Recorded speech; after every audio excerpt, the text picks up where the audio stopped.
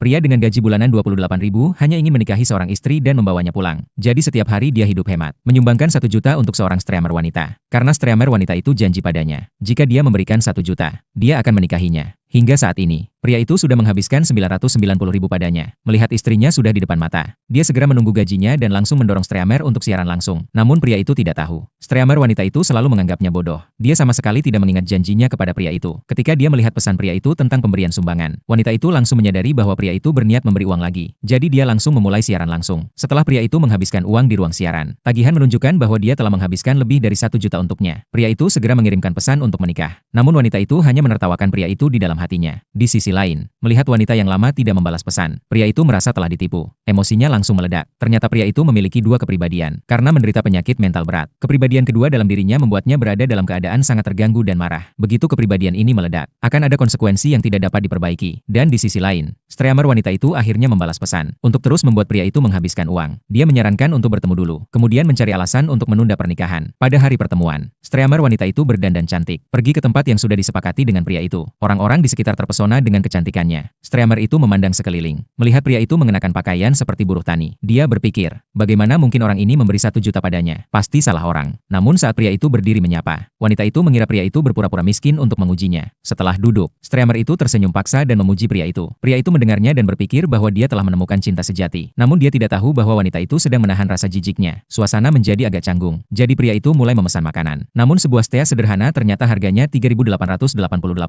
Mendengar harga tersebut, pria itu tampak terkejut. Dia menyarankan untuk pindah ke tempat lain untuk makan, karena tempat ini terlalu mahal. Namun streamer itu mengira pria itu sedang mengujinya. Hingga pria itu membuka saldo rekeningnya, dan hanya tersisa $19.9.